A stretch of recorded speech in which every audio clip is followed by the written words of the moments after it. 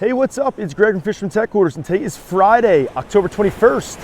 I'm up here in the Mid-Island Surf, here to share an updated fishing report with you guys for the Long Beach Island area.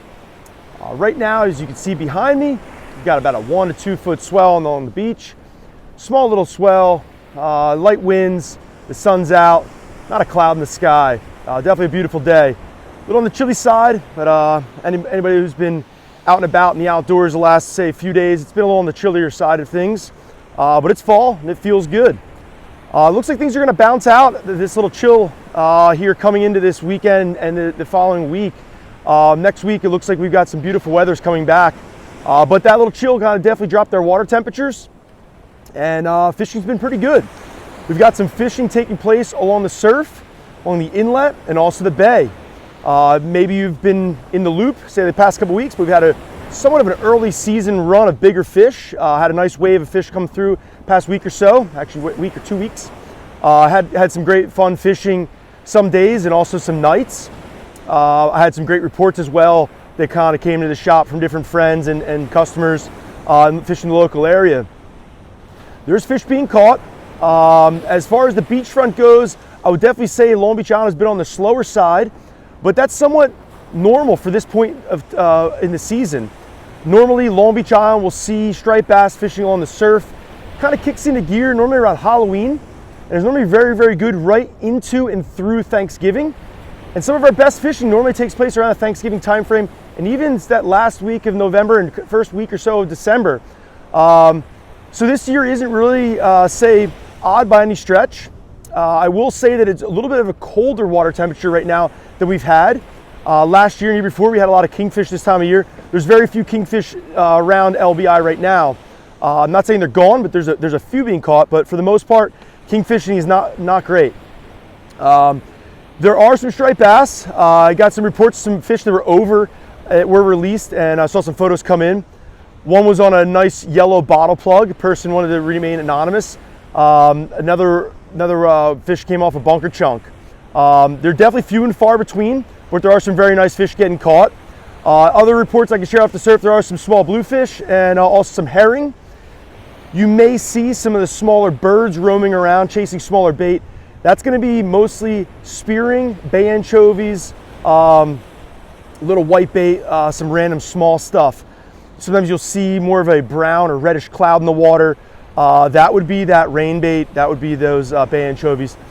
There's some bonito, and there's also some false albacore still here. The little, say, spike weakfish and also small bluefish will also be on that smaller bait. There are pods of bunker. It's definitely not stacked up like it was, say, a week or so ago for acres and miles and up and down the coast. Definitely broke up a little bit after the recent blow we had a few days back. There's some smaller pods. There's definitely some larger pods as well too, but the abundance of bunker definitely thinned down a little bit in the past, I'd say this past week. With that being said, I would actually rather fish a pod, whether you are cast netting and live lining or snagging and live lining. I'd rather fish the smaller pods personally. I feel the smaller pods kind of don't get the same pressure that a number of boats. They can kind of ruin a bite really fast. Have had that experience many times this season and many times over the years. You get anglers approaching pods with way too much speed with the wrong direction, many times from downwind, pushing through, as opposed to going around and staying upwind from them, or just motoring through it with massive wake and just no clue. But with all that being said, I'd much rather fish the smaller pods. It seems that the bass can kind of get on them and corral them up and sometimes split off, say from the bigger pods into smaller sections, or sometimes you'll see a cut in the pod. It's almost a dead giveaway. There's active fish there, and normally within seconds or minutes, you'll start seeing some surface activity and some fish kind of rolling around and doing their thing. With all that being said, off the beaches, there are some trolling bites taking place. Anglers trolling bunker spoons and mojos, also some umbrella rigs like the Niners. All of those three are in stock here at Fisherman's Headquarters. That's a great way to cover ground when the fish are not potted up. When the fish migrate through, a lot of times they'll come in bigger schools, and after a wave or two comes by, some fish stick around, and that residual, say, showing of striped bass can sometimes not be super concentrated. when they're more spread out like that, trolling is definitely the most effective way to target them.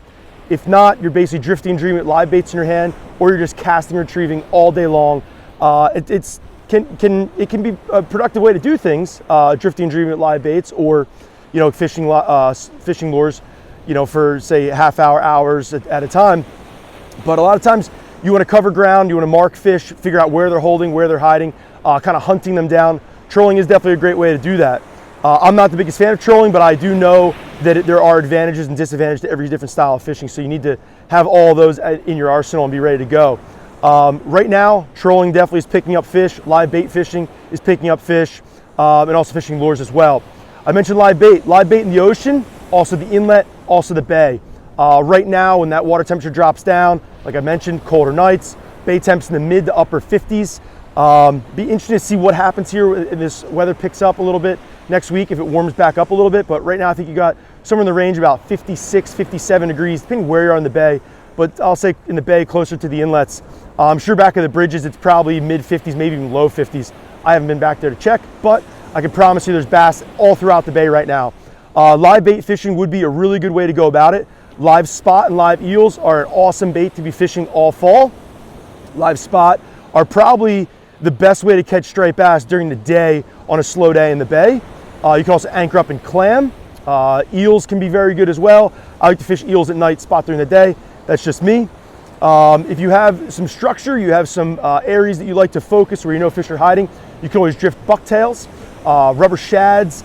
You can also fish smaller plugs, swimming plugs like a minnow style, like an X-Wrap, little Yozuri mag minnow, bombers. There's so many different lures out there. So definitely check that different lures out and see if you can match the hatch. There's some smaller bait around.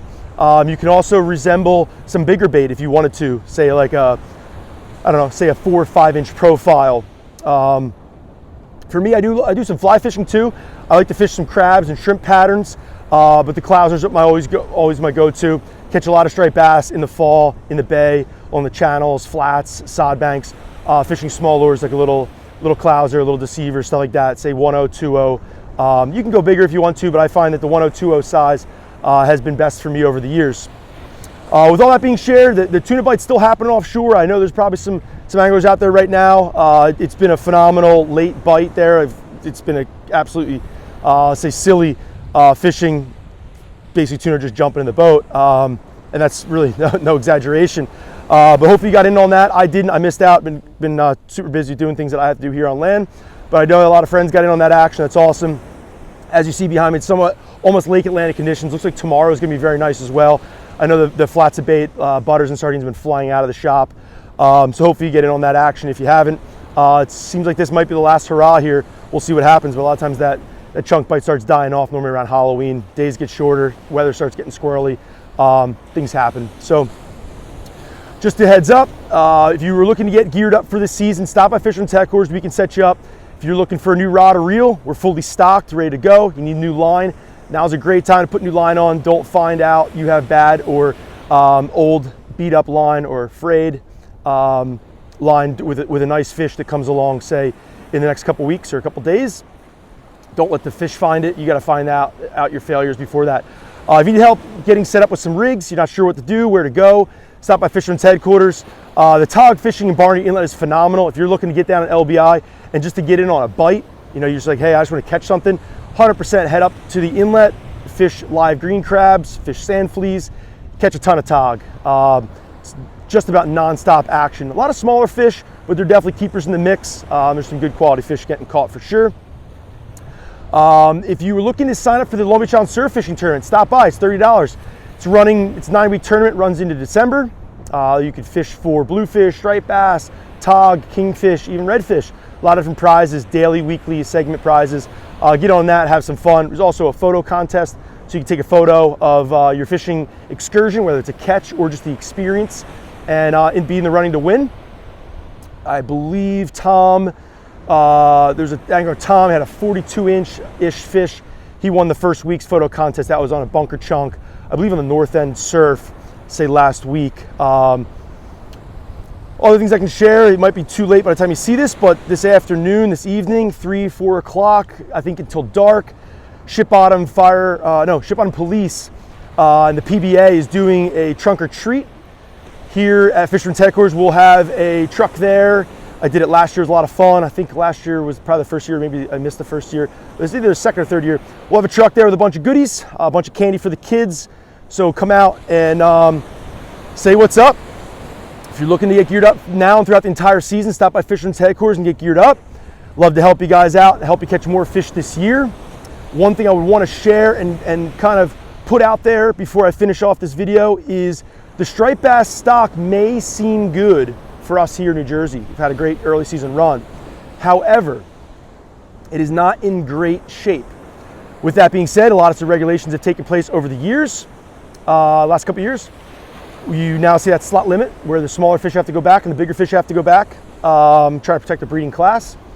And you also see the circle hook regulation to help out the catch and release portion, and also that bigger fish that has to go back, that portion, to have better survival rate. The mortality rate that we are thrown at is 10%, so 10% of what we catch and throw back dies. With that being said, we all need to do our part, each and every one of us. I've been doing my part for many years, trying to better my release. There's a lot of different things you can do, but number one is get that fish back in the water quickly. Number two is keep the fish wet. Number three is if you're on the beach, don't roll around in the sand and get it all sandy. Try to get that fish landed. If you want to get a quick tape measure, quick photo, make it fast. Get that fish right back in the water as soon as possible. Make sure you have a pair of pliers or de-hooker ready to roll. And obviously follow the rules of circle hooks. Snagging and dropping, that is casting a snag hook into a bunker pod, snagging the bunker and then dropping it, snag and drop, is illegal with the new regulations. You must get that bunker in and put it on a circle hook. I don't want to be the bunker police, the bass police. I'm not. I'm a recreational angler. I sell fishing tackle at Fisherman's Headquarters. I'm also a six-pack charter captain. I follow rules and I just hope that everyone else does too. It's for the greater good of the species, of the stock, and all of our future fishing for striped bass, which we all love. With that all said, I see way too many people breaking the rules. I'd say more than half of the fleet that I've witnessed the last 2 weeks, snag and drop. It's up to you, you do you, that's cool. Hopefully you're catching a bunch of fish. Just remember that about 10% of what we catch following the rules dies. Dead fish washing on the beach is a fact of the matter. Sometimes we kill fish when we release them, we don't intend to. But there are things, like I mentioned before, that you can do to limit the amount of fish that die that you catch and release. If you can do your part, great. If you can't, that bums me out, but we're all in this together. I hope you enjoy fishing this fall. Hope you got into some great fishing. And if you haven't, hopefully you will be getting into some great fishing this fall. Once again, it's Greg at Fisherman's Headquarters. Have a great day.